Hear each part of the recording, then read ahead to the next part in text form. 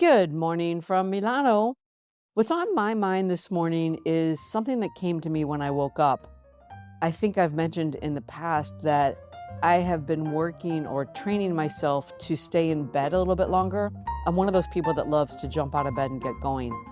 And I do think it's very important that we pay attention to that liminal space when we're between worlds, when we're between the dream world and the waking world. It's a time that's ripe with insight, with thoughts that can pop into your head. Anyway, I woke up to a very long message from one of my friends. And because I was in that open space, a lot of insight came to me as she was speaking. And I decided to immediately record my response. Because what happens is I get these messages. If I don't respond right away, I either have to go back and listen to them or I forgot the juicy insights that came up as I was listening.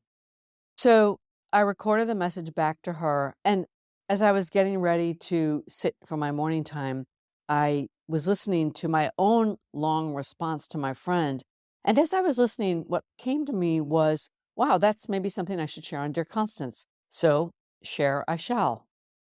Anyway, at one point in my long response, I heard myself say, that's perhaps one of the most important things that I'm getting out of this experience I'm having. By way of background, if you're not following me or if you've stumbled upon this, I left New York City for 5 months. I've been gone for 3 months. Sometimes I call it an experiment, and sometimes I call it an adventure. But the through line of this is that the plan is to have no plan. Anyway, back to my message. I heard myself saying, it's perhaps one of the most important things that I've learned from this. And what I was saying is that I feel like I'm developing some sort of muscle memory that will serve me in the future. I'm one of those people that used to roll my eyes, and on some level I still do, when I hear the word digital nomad. I used to actually say, oh my God, I would never do that. I have absolutely no interest in wandering. And yet here I am, I'm sure in the eyes of most people, I'm wandering. In fact, I think I've used the language, I'm waiting to see where the wind blows me.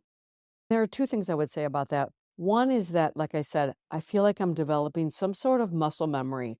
And I think it's a little bit related to adaptability.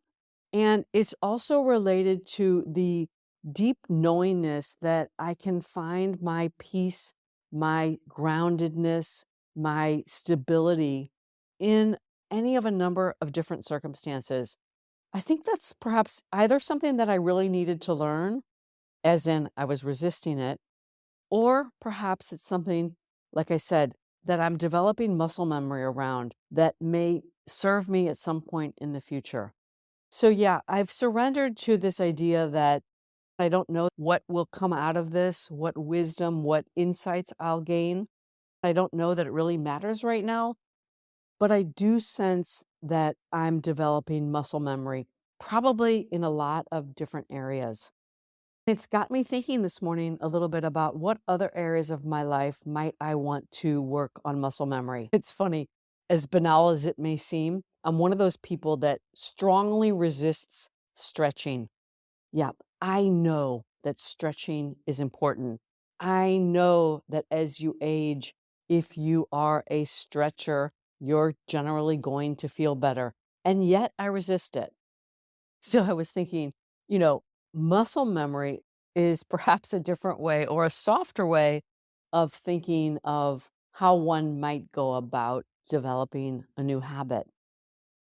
What other areas of my life might I want to work on developing some muscle memory? I know right off the bat, what comes to my mind is writing more consistently and stretching and longer stints of quiet time. So that's what I'm noodling this morning. I'll leave you with that. Until next time, from my heart to yours.